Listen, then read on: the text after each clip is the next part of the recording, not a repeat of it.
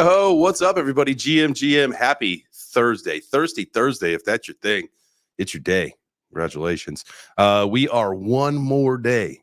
The first thing I think about on Thursday is, yes, one more sleep until pizza day. Yes. That's the first thing I think of. And then I look at my portfolio, except for right now, I'm not.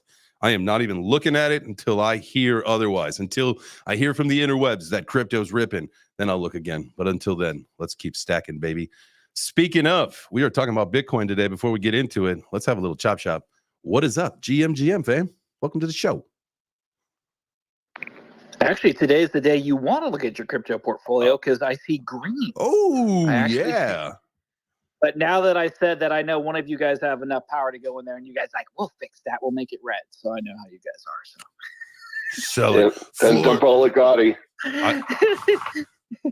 That's how I got in trouble with the D-God with Frank when I said to floor that shit when they didn't let me into the party at NFT NYC.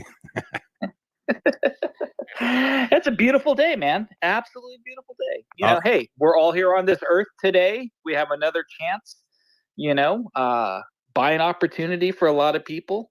Crypto's still alive. I consider today a beautiful day. So, and pizza day tomorrow. What else can we ask for? You literally can't. And I just before we got to get business out of hand here. Since I was going to say let's do $400 in Gotti tomorrow, and since you always like one up me, so let's just do $500 tomorrow. Okay, because that way we could send people off on pizza day with a nice little bonus there. I love that. Yeah, we're giving out bonuses tomorrow. It is Friday. Oh shit, Mr. Dougie Doug is back. Hey. Welcome back, sir. Let me bring the speaker panel back on and up here. Bring you guys today. We're talking about Bitcoin, so bring your Bitcoin knowledge. I love it. We got Mr. Dude back in the heezy. Mr. Dude back in the heezy squeezy, and we can hear him. We missed you, buddy. Yeah, let's see. Can you guys hear me? It's so weird. I don't know what's up with the Absolutely. I can see everyone just as listeners. It's fucking stupid. Dude, Twitter Space has got you all discombobulated, but we can hear you loud and clear. What did I do? What did I do, Elon? I got monetized. That's literally it. This is my fucking punishment. Just get angry and take off your shirt. That's all I'm gonna say. Yeah, you should start doing get mad. You should start doing motherfucker off. Mr. Dude Smash. I think that we could probably put out a poll, some kind of a poll tweet. Should Mr. Dude start doing the show shirtless? And I think it'll be an overwhelming. Like Randy. All about like Randy from the Trailer Park Boys. If it's more than 75%, I'll do all of next week shirtless. Just do it because it's going to be he doesn't wear shirts. It's going to be yes. I'll take Mr. Dude shirtless over that shit you showed me this morning with the guy in his ashes. I was eating my scrambled eggs. Dude, why? About puke. Yeah, that was pretty fucked up, Jay. I agree with that. I was like, man, this is not getting any better or funnier. I get it, but if I have to see it, you guys have to see it. That's the rule, right? That's just how the internet works. If I see it, you see it. Just like if you guys see it, I see it because you post the shit. So that's just how it works. But if you missed it, not always. If you missed it, I like to think I show some restraint. Yeah. Well, I like to think, like even when or if it's that good, I'll DM you directly because I don't want to make it everybody else have to deal with it. It's funny you say that because I'll see some stuff and I'll be like, dude, I bet JJ's probably going to post this in about an hour. Sure enough, here it comes. Right about an hour later, I see it pop up on the timeline. I'm like, yep, I knew it. It's funny. You know what's funny? It's funny is that Whitney and I actually have a Twitter DM between just the two of us. And that is basically my feed into sometimes really good food posts or some of the weird shit. Sometimes I click on the video that she sends me and then all of a sudden I'm scrolling and then it's something that's completely bizarre. So you can thank my wife for most of the strange non-crypto stuff that comes out of my account. Dude, I am not thanking your Whitney for like some girl eating a dwarf or like a dwarvish whatever that happened, that salad getting tossed there. That was like Arabian donut. No, that one was on Arabian donut. That was not your wife. You cannot throw Whitney under the bus on that one. No. You're right. That one I believe was a J Chain's original. I think that was a 6 a.m. laying on the couch with the ice pack. scrolling the feed, doing the GMs, doing the thing, and that came up, and they said there's just no way I'm not posting this one out. It was just so strange. I don't know. And then somebody actually commented on that post and said that they were there and people were actually paying. This wasn't like, oh, you won a prize, and even though that's not a prize that you actually want to win, people paid money for that, to do that, to have that happen to them. That's awful. Well, it's a fetish, dude. Did you not figure that out? Like when you were like, what the hell's going on here? Like it's clearly like, I just saw it was repulsed and I posted it because I know that, the shock sells. That's it. That's it. Yeah, no, there's people that are willing to have their testicles stomped on in stiletto heels, man. There's women that are like willing to smell other men's farts. It's weird. It's bizarre. Don't ask me. Well, I'm just saying. If you can imagine it, it exists. You got to think about the bath pee, right? Didn't some lady pee in her bath and then she bottled up her bath water and sold it?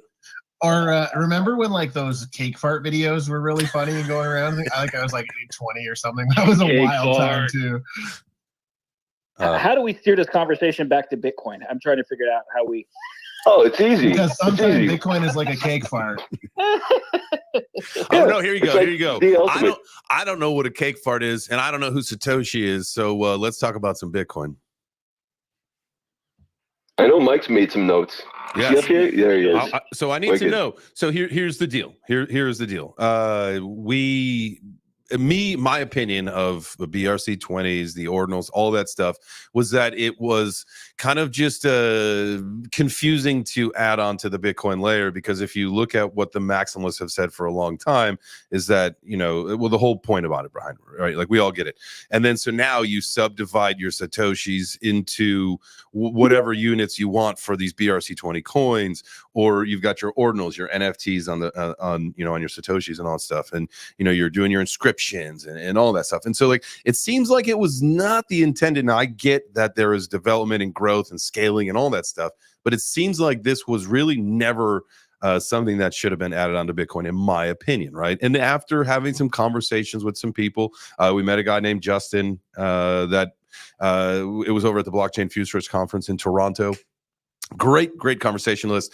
He has actually been to the show since then, and I assume he'll be here today. He had put a post out saying that he would be, so I assume we'll see him this morning. So hopefully I'll actually send him a message in a second and just make sure. But so I want to talk about the Bitcoin stuff and like why, after having these conversations, it's like, all right, I could probably expand my mind a little bit and learn and hear more. And so Thursdays moving forward on Web3 Breakfast are all about Bitcoin, all about the ecosystem, what's happening, why should we be listening, why should we be paying attention, why should we be potentially investing? Because from what I understand, if you hold your Bitcoin, you're only going to get your potential 2, 3, 4x, whatever, right? But if you participate in the Ordinals and the BRC-20s, your Bitcoin stack, if you are Bitcoin only, has the potential to grow by a pretty good amount without having to risk getting into altcoins, bridging, doing all that other shit. Can I just cliff note this real fast? I mean, the reality of, you think about like a BRC-20 token, right? Mm-hmm. It's no different than anything with Ethereum or Solana, right? The Gaudi's based upon Solana. You're just pairing yourself with that token. So if you think about it, it's really no different. And again, it's just if you like being paired with Bitcoin, or you like being paired with Ethereum, or you like being paired with Solana, right? Or Avalanche or Optimus, or all the other beautiful blockchains out there. So it's just, if you just look at it that way, it's very simplified. And, somebody, I guess we could all argue that maybe Ethereum should just be Ethereum, right? There should be no tokens on Ethereum. It should just be Ethereum only, or Solana should be only Solana. But it's again, I guess you have to look at the entire ecosystem. It's always going to be paired. So people that wish to pair that, I like it. I mean, I like anything that gives people options, but I'm different. Yeah, no. I mean, listen, it makes sense. And after hearing more and kind of understanding a little bit more, again, I'm willing to be a little bit more open-minded. And so before we get too far into the conversation, I do want to make sure that we reiterate up into the Jumbotron, the Jtron, the Nest, however you guys like to call it, the first pin post, or you can go to the pin post on my profile. It says calling all Bitcoin ecosystem experts. Go through that, take a look at it. We are giving away $200 in Gotti today, 100 to 2 people, right? So 2 people are walking away with $100 in Gotti today. So make sure you go down, tag some Bitcoin friends or just some regular friends, whatever, and then repost that out, and then come back and hang out with us. If you're watching on YouTube, go ahead and smash the like. And if you're watching on X, make sure that you you literally just have to tap your screen, and then it'll show up like the things at the bottom. Hit the heart, repost the video out, tag some friends on that too. So not only the post to win the Gotti, but repost the video that you're watching right now, so we can get some more friends in here. All right. So before we get into the nitty gritty, yes, I want to get to why do we invest in Bitcoin for one? Mm-hmm. And it's, we know it's the king because the security of the network, the scarcity, there is no founder, there's nobody controlling it. And you're saying you're going to get your 3 to 4x. See, I have a little bit of an opposing view there because I think like our investment thesis can be different. If you follow the S-curve theory, like they say, things go slowly, then all at once. If we do have all the institutions coming into Bitcoin now, and they're in the midst of training, your fund managers, your financial advisors and whatnot, we could have an S-curve where this diminishing returns goes right out the window, and it just skyrockets another adoption wave. Mm-hmm. And then it kind of slows down after that. But so I think like there could be a potential. Like I think we were talking yesterday where you said like, you're probably not going to get rich off Bitcoin.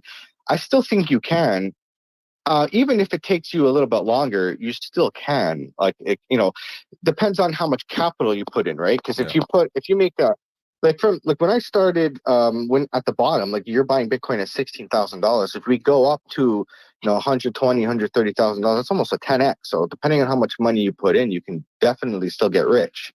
Yeah. Well, no, I like, and I understand that, and you have to keep in mind, like now that we're talking about, government reserves and other kinds of adoption, that I think the thesis of the $1 million Bitcoin, like it's not as, and not this cycle, but the $1 million Bitcoin is not out the window, right? Like that potentially could happen in say the next 10 to 15 years. And so, if your scope or your window of, investment is long enough, if you're looking long term, that you could see that return. Yeah, you could turn $10,000 into 100,000. You could 10x that. This from this cycle moving forward. It would have been nicer, obviously, to get it much cheaper. 2017 and earlier, but it is what it is. Yeah, that's yeah, exactly. That's the thing. It's really just time in the market, not so much timing in the 100%. Market. But you also have to just know like the way I look at it when I'm building my portfolio is like, okay, do I like the more altcoins or meme coins or whatever I put in, it's obviously I'm going out on that risk curve, like a little higher on the risk end, right? So I look at when I build my portfolio, do I want a sure thing? Because I have full conviction in Bitcoin. I know it's going to do well because all the fundamentals of Bitcoin have not changed, and they're golden. You know what I mean? Like they're immutable and all. We all know why Bitcoin is good here, right? So like that's like, okay, I know I'm gonna be wealthy. It might take more time, but it's guaranteed because I'm more allocated to Bitcoin. All the altcoins could fail in my portfolio, and I'll still be okay because I have my Bitcoin. Like it's, you know what I mean? It's like comforting knowing that you have that as your backup. Because your Bitcoin is like your Apple stock or your Tesla stock. Like it's basically a company. If you just look at it, it's a brand. It's all on its own, and it's a standalone thing. So it's like certain things are, like JJ mentioned, like this cycle, you have to look at certain things, but Bitcoin is like in our lifetime. Personally, I think it's better than Apple or Tesla. I mean, like, if you can I get layman for a second? Okay, so like I'm like a 3x is like is cool and all, but like that might not excite a lot of people or want them to get out of bed in the morning. But the thing is, like during like a 90% like pullback in some altcoins, you don't lose like that much with your Bitcoin. That's why I held Bitcoin all through the last bear, and that's why I accumulated more, and that's why I'm up now.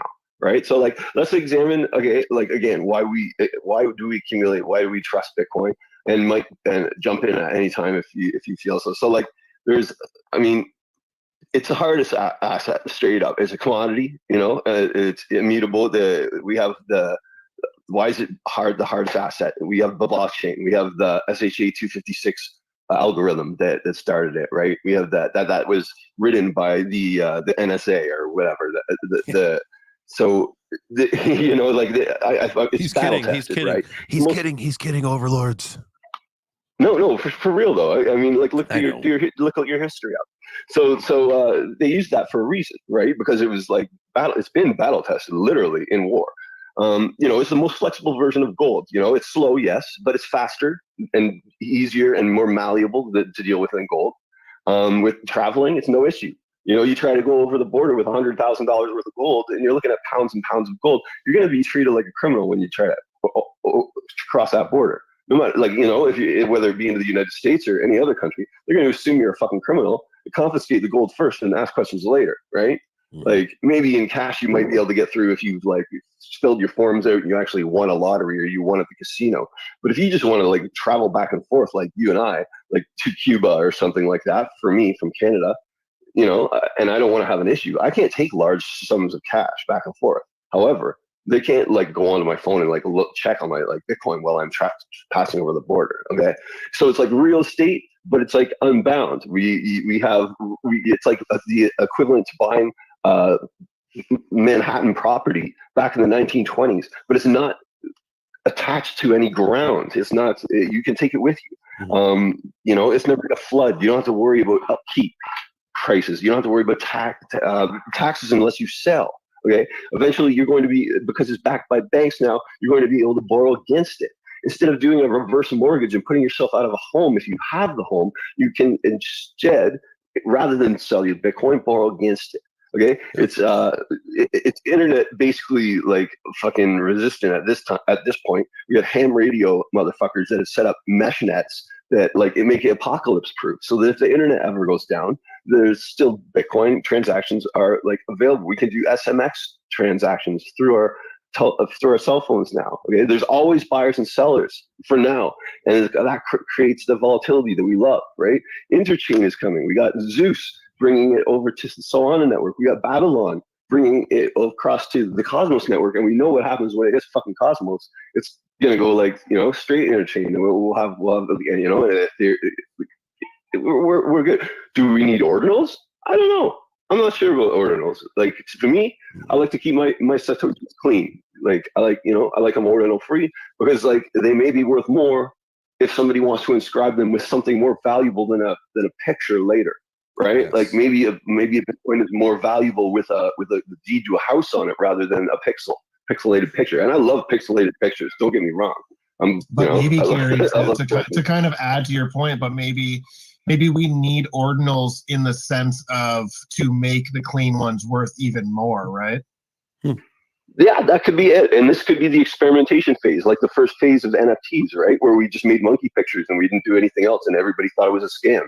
Well, now it's like we're starting to get evolved past that point where NFTs are like we're finally being able to explain to people, no, it's not just about monkey pictures. It's about like, that's what we did. Okay, but that was our bad, our foul. But is it greedy of the Bitcoin people to think like, hey, we should be able to control more than just like, you know, I know we're going to be the store of wealth, we're going to be the currency. Fuck it, let's be medical records. Fuck it, let's go do deeds of houses, man. We're going to do it all. Like, no, that's stupid. You're going to clog the network. I think the transaction fees on Bitcoin went way up when ordinals went way up. That's not what it was intended for. So I think pick a purpose and deal with it. You can't be everything. That's my opinion. That's what I mean. Store value, like store value seems like the one to me. Yeah, no, and it's a good one. And like, you know, like I feel like fucking after what I said, like you could watch any Michael Saylor video and like, you know, he's going to say the exact fucking same thing, right? I'm not a fan of ordinals myself, but that's just me personally, because I'm like a bit of a Bitcoin maxi, and like I'm not, you know, maxi. Okay. You are not a Bitcoin maxi. You're an Osmos. You're an Osmos. I'm a bit of a degen. You're an Osmos degen. Well, come on now. Gringo. My biggest bag is Bitcoin, but it's not my only bag, right? That's the thing. Like my biggest bag is Bitcoin, but it's not my only bag. You got to diversify. You know, you can't. You could just be just in Bitcoin. You could just be in Bitcoin, but then you're bound to only make your 3x, right? Whereas I've got like enough Bitcoin where like my portfolio is safe if like shit hits the fan. Yet I've still got enough bets placed where if, you know, we have a wicked alt market, I'm gonna, you know, be up considerably. and then you shift it back into Bitcoin, and that's how that game goes. Gringo, my guy. Exactly. And it all goes. Good morning, friends. I just want to throw in my 2 cents here. It's inevitable. Web3 on Bitcoin is inevitable. You already have interoperability. They're working on it with Ethereum. Actually, MetaMask is going to add Bitcoin to MetaMask, believe it or not. There's a lot of these new protocols like BVM, Bitcoin Virtual Machine, that is already successfully running all the technology I'm talking about. So it is inevitable. And as far as ordinals go, that's just one storage method. You have stamps, which are actually unprunable. They cannot be removed from the network. Stamps is probably the better protocol for like long-term storage as far as car deeds or home deeds or anything else, RWA, real world assets. So I just think it's inevitable. And as far as gaming's coming to Bitcoin. You have Blyth, which is with Animoca Brands, which is a powerhouse in Web3 gaming. They have launched the first utility token on Bitcoin called Blyth, BLIF. And then you also have, they've also done stuff with Stamps protocol. They have SV Power. I think they're partnered with KuCoin. That's for a DPen project. And as far as gaming as well as Stamps, you have BitDragon. So it's inevitable. You have these massive players. They're just not talking about it yet.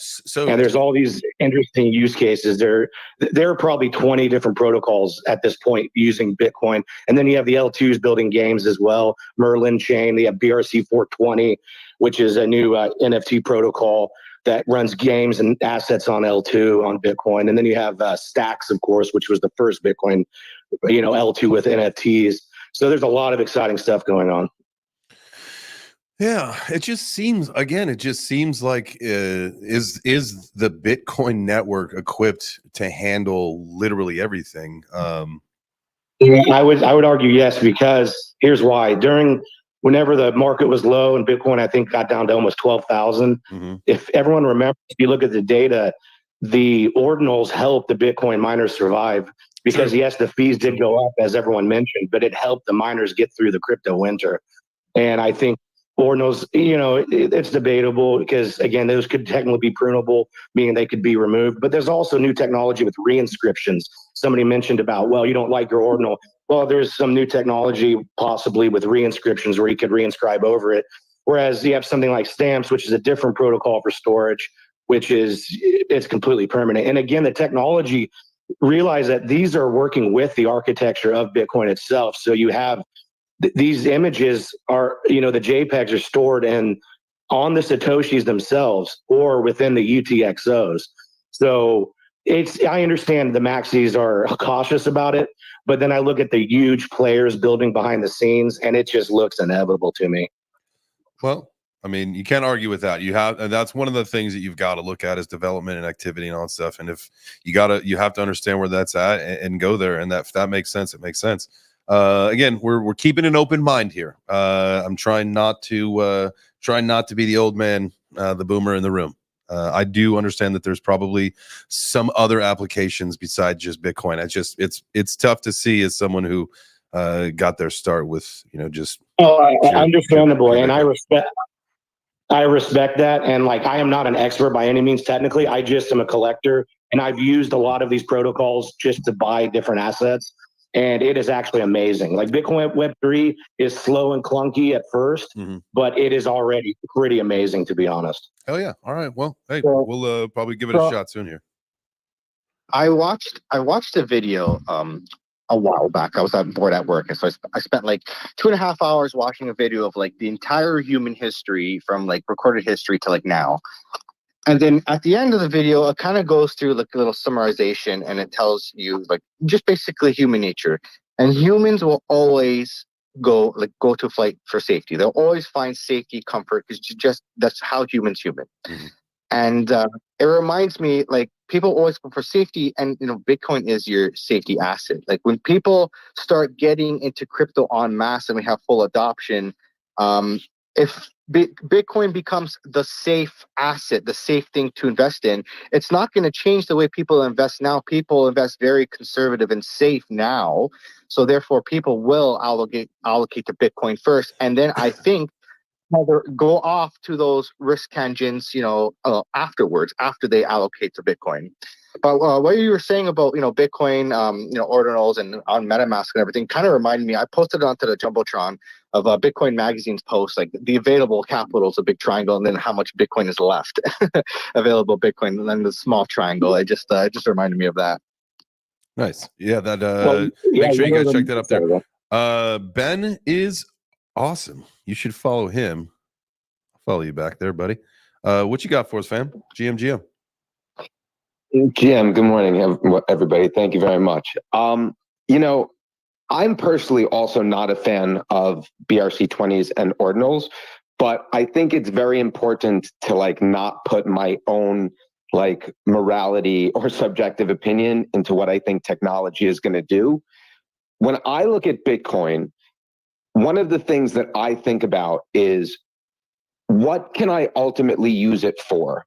And I don't just mean widely accepted adoption and who actually accepts it for products and services, but I mean inherently within the technology, it's a one-way transaction, meaning that the Bitcoin contract essentially just tracks who owns all of the Bitcoin. I send some to you, you send some to him, he sends it to her, and etc. But it doesn't natively record what you got back for it, right? So I can buy something and I can send you Bitcoin and then you can give me the product, but that product is not documented anywhere. To me, that means that Bitcoin is really good ultimately for cash, to buy things that you don't need to document what they are for. Like a soda or some kind of consumable item. That future is pretty far away. And that's why, to me, I think that things like NFTs and things built on the Ethereum network or just other chains where you can record both sides of a transaction, I think that those are going to get further adoption before we really have Bitcoin in the way that people see it. I think Kerry was speaking earlier about the idea that you can take Bitcoin wherever you go. And on the one hand, that's true because you can access it wherever you are. But on the other hand, that's not true, because if you go somewhere and you have all your Bitcoin and nobody is accepting Bitcoin in exchange for products or services, then it doesn't matter that you have it there. You just have this thing. And I think that that's really important to think about as we go forward, both in our investments and also in how we build products and communities, either real products that you make in the physical world or any kind of projects and things that are built online. We really have to think about how what tokens are actually being accepted for what products, and am I crypto rich but real life poor? Yeah, I mean, you bring up some good points. That I will argue. The one point I think of, having your availability of taking your crypto with you, right? There was a time where, unfortunately, I had nothing on me, right? But I was stopped by the DEA boarding an airplane. And they were looking for drugs and cash, and they knew my name. They were looking for me specifically, and I didn't have anything on me. But I was going to a crypto conference, and so at that particular moment, I did have a hardware wallet on me, right? But I don't have to declare that. I mean, that I don't have to say that they were looking for cash, and that's not cash, right? That's property. And so I was able to move around with, my property on me. And I wasn't weighed down by gold. I wasn't subject to having more than 10K in cash that I had to declare and show somebody, right? You are a little bit more free to move around and be about your business, with. I hear you. Also, before I forget, there are products now that exist. Oh, sorry, man. No, I was just going to say that, I worked in financial crimes regulation in consulting for 10 years. And I can tell you that everything that you just said is also true of a credit card or a debit card that has a very high amount on it. Mm-hmm. And you can just put that in your pocket. You don't have to declare it. And you can use it to buy products and services freaking everywhere. Right. So if you really want to launder money somewhere, load up a debit card, load up a gift card, go somewhere else and spend it. Yeah, that was my point. Is too that that's not services really quick, Kerry. Services do exist. Kerry, hang on one second. Sorry. Hypothetically speaking, is what he was saying. None of that is not financial advice for anybody to consider. It's not advice. I'm just saying that is like the most effective way to get money from A to B and use it. Yeah.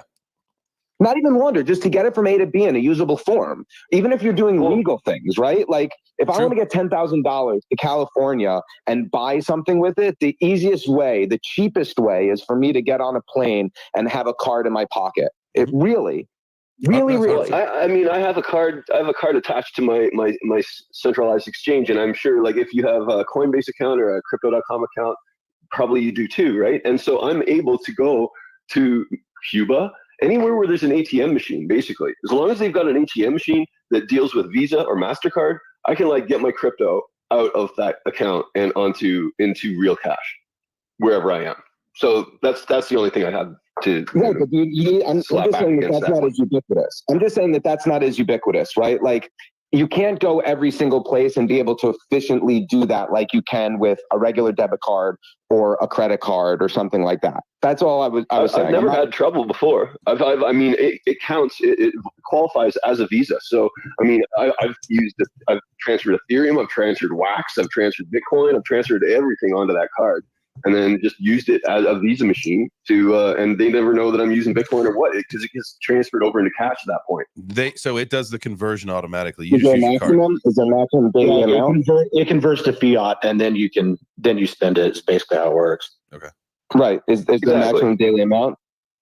I mean, now we're getting into particulars. I'm just curious. No, the daily amount is huge. It's like, I mean, like whatever. It's like 10 grand. If you want more, then you just have to like you just have to call crypto.com or whatever account you're using, whatever sex you're using, and get them to up your amount. Juice you. I think it depends on your holder level. Like you have to hold a certain amount of crow. You get like there's different tiers of the card. Yeah, that's true. But yeah, essentially the transaction is settled in fiat.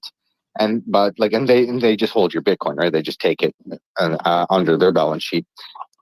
Yeah, they convert in real time. So crypto.com, if you have VeChain, for example, and you buy something with VeChain, it converts to fiat instantly, whatever the current conversion is, plus fees. But that's also taking out all the unique and interesting parts of crypto, right? That's basically saying that I can use crypto to go from place to place, but then obviously I'm going to use USD to actually buy things, which is my point. That's what we do right now.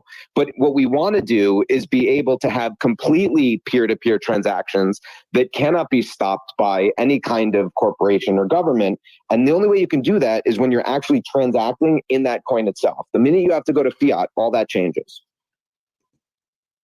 That's true. I think you're always going to have to go back to fiat. There's always going to be a government money.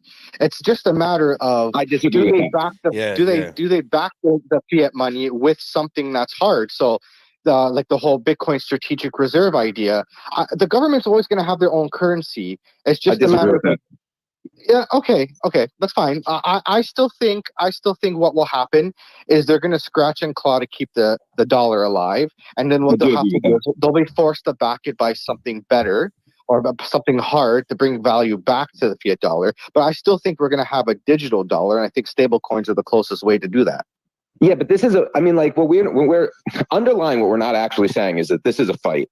Right. It's a fight between people who want to have moral autonomy over the things that they do and governments who want to be able to control that so they can funnel money to the people who fund their campaigns. Right. And that's ultimately the fight that we're talking about. And and on the one hand, I mentioned this on a JChain's post earlier. He was talking about USD and Bitcoin. I'm like, the real challenger to USD is not Bitcoin. The real challenger to the USD is the BRICS countries settling oil transactions in other currencies. That's the real problem. That's the real issue. That's the real concern for the USD. I don't necessarily think that every country is always going to have a fiat dollar that we're going to always use. Yeah, and did you see the recent article that came out about BRICS? I mean, there's 195 countries in the world that are recognized, and 168 of them or whatever. Yeah, like pretty much the entire world's going with the BRICS system versus the current system, which that's writing on the wall. Well, because what we've done, just very quickly, right? In 1945, the United States did a deal with the Saudi royal family and basically said, hey, everybody, here's the deal. We're going to make sure that there is never democracy in Saudi Arabia, and the Saudi royal family always has a monarchy over here. We're going to use our military, and we're going to squash anytime people want to revolt. In exchange for that, what you're going to do is you're going to always do oil deals in the United States dollar. And then after they did that, they said, great. In 1972, we're going to take the United States dollar off the gold standard because we don't need to have gold for every dollar, because now that we have this oil deal, people will always need our dollar. So we can print more and more and more dollars, and it's not going to devalue the actual currency because people are going to need dollars, and they're not going to feel it in their pocket, because we're going to print trillions of dollars. We're going to give it all to corporations. People in their pockets are going to have the same amount of money, monetarily, the same number. So they're not going to realize that they have a much smaller percentage of the total reserve. But then what happens is that when the United States uses that money to buy weapons to go into every other country, all those countries get together and they say, you know, our militaries aren't as strong as yours, but we can just do business deals with each other and say the heck with you. And when that happens, the fact that the United States has been printing the dollar for 52 years, that's going to be a problem. Dude just nailed it. Yeah. Good. Thank you. Nice job, man. With that, who's next? Follow me. Yeah. Might as well already did, brother. Already did. Might as well just pick the winners. Might as well just pick the winners and end the show now. Then just crush it. Yeah, respect, brother. That was a good take. Yeah, that was a great take. You need to have both sides. That's why these are important conversations, and I'm glad that we're like going to do this like on a weekly. You know, I just wanted to get in with the very basics on our first ever Bitcoin Thursday. Yes. And like break it down as simply as possible, right? But like now that we're getting into like, you know, global like, you know, this global issue growing, Kerry. Get with the times, bro. Man, we gotta look at it from all sides, right? So like, yeah, to have these debates and to have these conversations is really important, I think. Oh, absolutely. So, appreciate you guys being here. It's a great time. Change for setting aside. I never thought I'd hear the day Jay Change was like, we're gonna have a Bitcoin Thursday. Hey, you gotta. It's all part of the show goes on, the show grows on, all that stuff. We grow up as people. We got to be we got to listen. That's it. I gotta make sure that we're checking out all facets of the ecosystem. It's way too small. We're building the plane as we fly it, yada yada, all that stuff. At 9:30, I totally missed my halfway point commercial where I get to tell you guys thank you for being here. If you do want to participate in the conversation, all you gotta do is request to speak. We'll bring you on up, ask your questions, participate in our Bitcoin conversation today, talking about Ordinals, BRC-20s, everything Bitcoin ecosystem. But we are also giving away $200 in Gotti at the end of the show. So make sure that you guys get up into the nest, go to the pinned post on my profile, and tag some friends, repost that out, because we're going to be picking that at the end of the show. If you are watching on X, go ahead and hit the heart. X is what you do, is where you hit the heart. And then if you're on YouTube, smash it. Smash the like. Let's look at some numbers really quick. The major viewership all coming from X today. So guys, hit that heart. I want to see like, let's see how many we got. I show you guys how to actually do this on the afternoon show. So I could do that this morning too. Very easy. All right. So like, say this is how you're watching. Like, oh, cool. There's Jay Chains and Mr. Dude. Oh, look at that. There's the whole speaker panel on the show. Cool. Look at that. Right down there, it says Bitcoin ecosystem explodes, the rise of Ordinals and BRC-20s. And then there's a little heart. I just hit it. Now it says 7 in red. See that? You could be number 8, 9, and 10. Go ahead and hit that one, please. Mr. Dude says thank you. And our children, our daughters, thank you. So we had a nice little 3%, almost a 3% pump on Bitcoin in the last 24 hours. 3%, just over 3% on Ethereum. That's cool. Hey, if you're in the stock market, you're having filet mignon tonight. Oh my God! If you're in the stock market, you're up 3% on the day. You're like, Jesus Christ, what do I do with all my money? I don't know. Getting a little lightheaded, huh?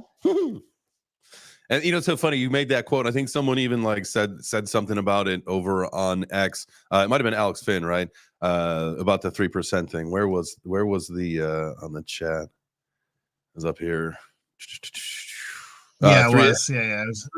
3X is cool and all. Yeah, like I mean, 3X is massive. to the majority of the world, and to us here in the crypto Dude, world. most people are happy with 8% on the year, man. That's what most people shoot for. 8% to 10% on the year. If I get 8% You know what of I'm my saying? crypto On the this stock year, I market. quit. I quit. If I I'm only like, are get you 8%, kidding I quit. me? Yeah, I would be out.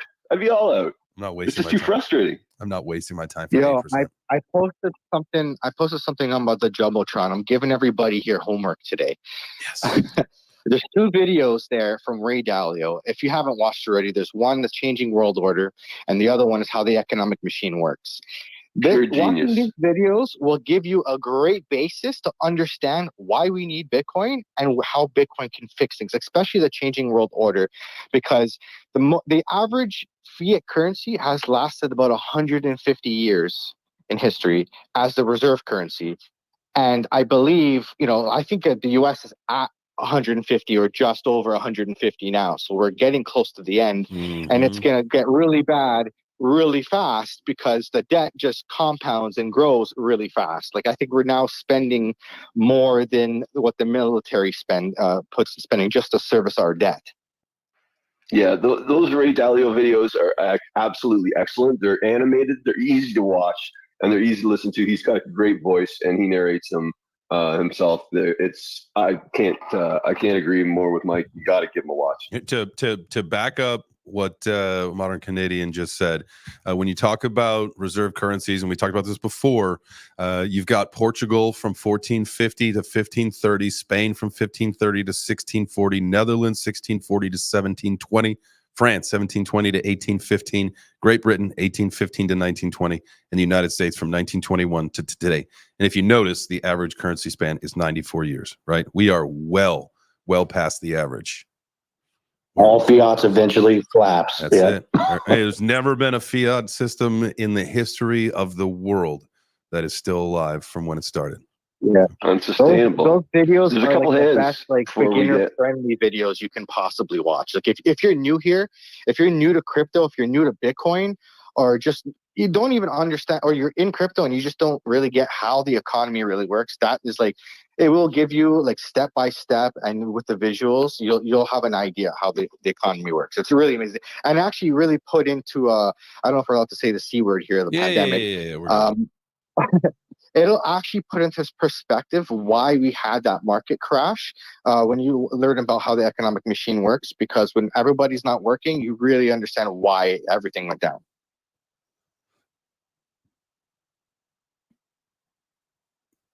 Sorry, I'm getting reals. We lose Jay.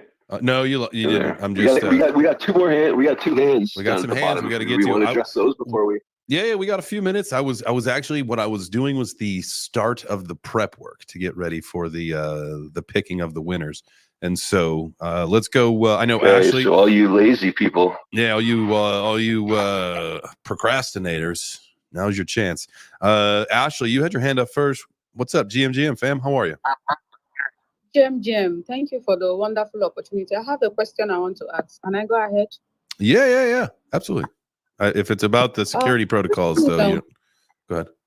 Will that be in a specific real world where you use case where cryptocurrency can create significant impacts such as energy, transportation, or telecommunication?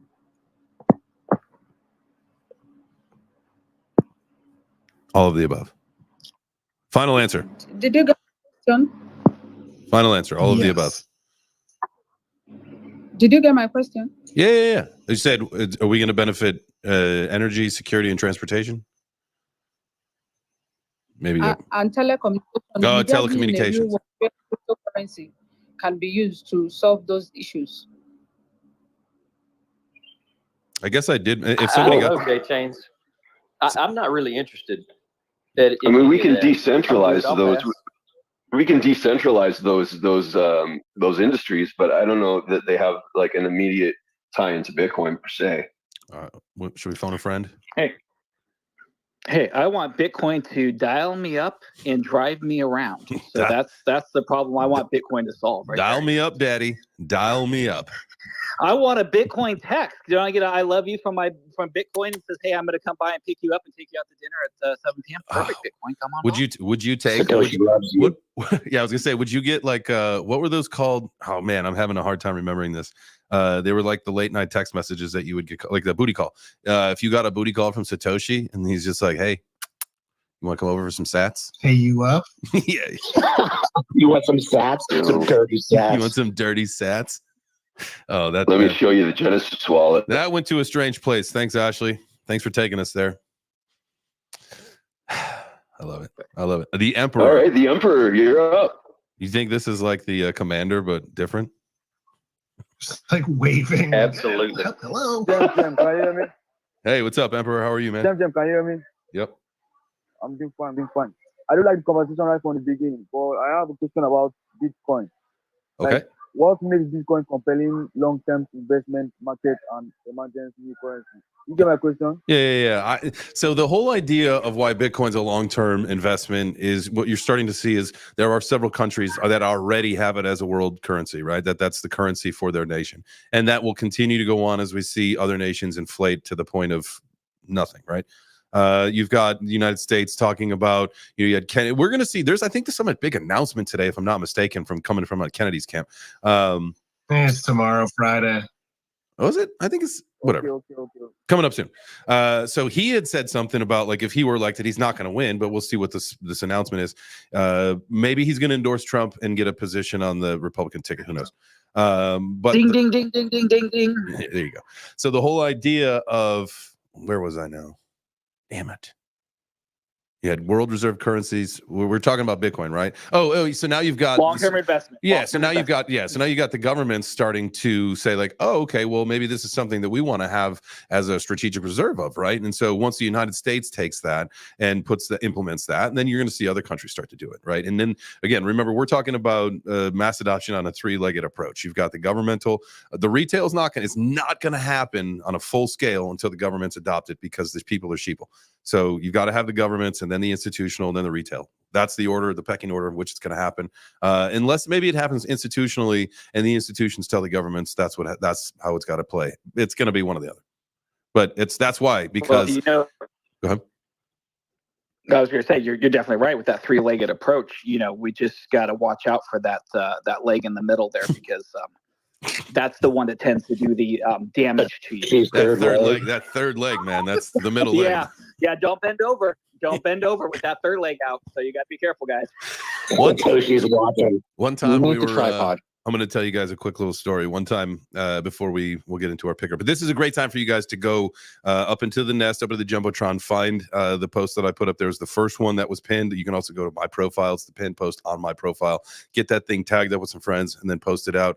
And we're going to pick a winner, $200 in Gotti going away at the end of the show. 2 winners, $100 each. So make sure that you get in on that. But I was going to tell the bum nut story, but maybe we can save that for another day, unless you guys really want to hear the bum nut.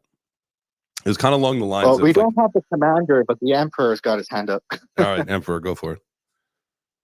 Yeah. I do have one more question to ask. Huh? Can I ask the question? Yep. I said I do have one more question to ask. Okay.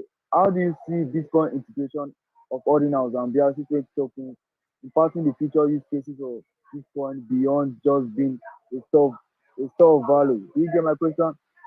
I didn't hear that one, but I think it was about BRC-20s, and so that we're gonna have to have someone else who understands the BRC-20s better take that one away. Mr. Dude, you got it? No, I'm just waving for fun. I think he meant me, give it to me. I'll take it. I'll throw in a random comment about all of that stuff. Okay. DeFi. Think back to Ethereum, the early days of Ethereum DeFi. Remember what the game was? It was you were trading these different new protocols and tokens to get more Ethereum. I think that's kind of the game on Bitcoin with a lot of these new protocols. Is we haven't seen Bitcoin DeFi summer yet. Well, it's past summer, basically. Maybe Bitcoin DeFi winter, or perhaps next year we'll have a Bitcoin DeFi summer. But I believe it's absolutely coming. So, yeah. I am with you. Well, that's how Gotti works, right? Where our entire goal is to get the value of Gotti up so that when people cash out, they have to cash out to Solana. So you're getting more Solana. I mean, that's just the that's the game, right? I mean, that's ultimately the goal. That's DeFi. Right? You got to cash out into your pair token, and you want that pair token to do very well. So if you're on Ethereum, man, you want to see Ethereum surge, you want to see Solana surge, and that's the double-edged sword that makes DeFi fun, right? Because if your token's doing well and the token you're paired with on the chain you're paired with is doing well, man, beautiful times, man. And that's a beautiful thing. Twitter picker says rate limit exceeded. What the hell does that even mean? All right, let's try this again here. Command V, load tweet. Share this tab just so that you guys see where we got this thing rolling here. About to give away some money. Satoshi's third leg. Yeah, we're giving away Satoshi's third leg. 2 people.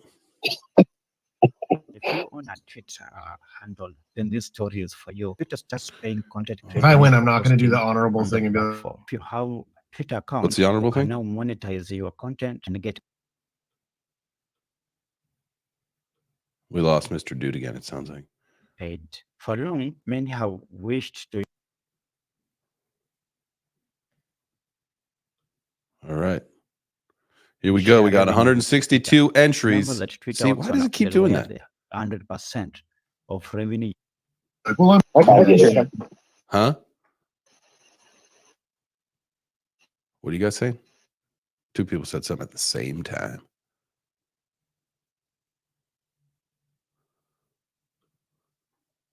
This is Drum roll. Yeah. But it tells me rate limit exceeded. See? Error. Rate limit exceeded. I'll just sit here and show all these new the platform. Yeah. Start talking about some crypto stuff. I got to get this thing figured out. Okay, yeah. So here's a list of some of the new protocols on Bitcoin for you guys, just to understand. You have Ordinals, BRC-20, Runes, Stamps, SRC-20, BRC-100, Atomicals, Pipe, CBRC-20, Tap, OpCat, Cat, VM, OpNet, Fractal Bitcoin, BVM, RSM, BRC-420, and the list goes on. That's what's going on. No, I had another thing. Like, what the hell is this kind of token? And if anybody wants to get participate in the network, because that's the best way to to be in Bitcoin is to mine it. You don't even have to own have a miner at home. You don't have to have your power infrastructure. There's so many this is what I was doing. Is you have hosting facilities where you can buy the miner, which you own, they host it, and they're way more able to host because they have heat management, immersion, whatever, and they get way better power rates. You can buy the miners, you still get all the taxable benefits from owning a business and the depreciation expenses to mitigate against your income. And that's a good way to dollar cost average, because you're just mining your Bitcoin. As long as you can afford to pay your fees, your hydro out of pocket, you can hold all that Bitcoin. And the price appreciation of that is going to be really good, because you're dollar cost averaging for years or however long you want to hold it. And then you're getting the value back on your taxes from the actual depreciation of machines. So you don't even have to own any miners at home, deal with the heat, the noise, because they sound like airplanes, literally.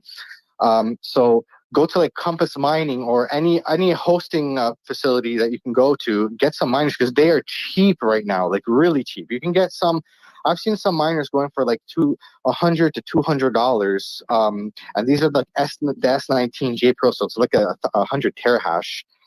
You can get started very low right now before when this market picks up, these miners will go up in value.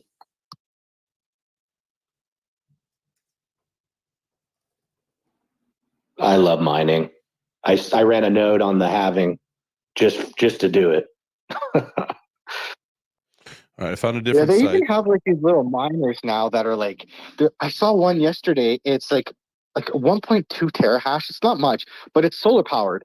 So you can just put it in the sun, and it just mind you, you're not going to make a whole lot of Bitcoin, but if you hit a block and you're not paying any of the hydro, it's just powered by the sun. You can make it pretty big just hitting a block. And I've seen a lot of small little miners hit blocks. It's like winning the lottery, Ugh. Jesus. I love all this Bitcoin talk. I got to figure this out because my daughter's first dance class is coming up. I got to leave here in 2 minutes, and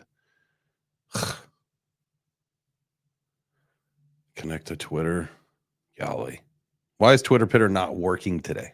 We might just have to hold off until this afternoon, and I will do this live for you guys, and this way it gives more people more entry opportunities. But maybe I'll just restart my computer in the interim, and we'll see, because it loads it, and then it says it timed out. Maybe we're good now. What's going on, by Doug? the way, random comment, Bitcoin nodes ran on satellite. Huh? Bitcoin nodes run on satellite? Yeah, I know you could. You don't have to use like the actual internet to send sats. I do know that. That's the thing.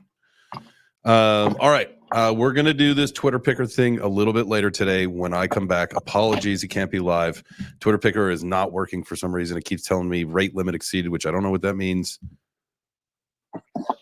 So.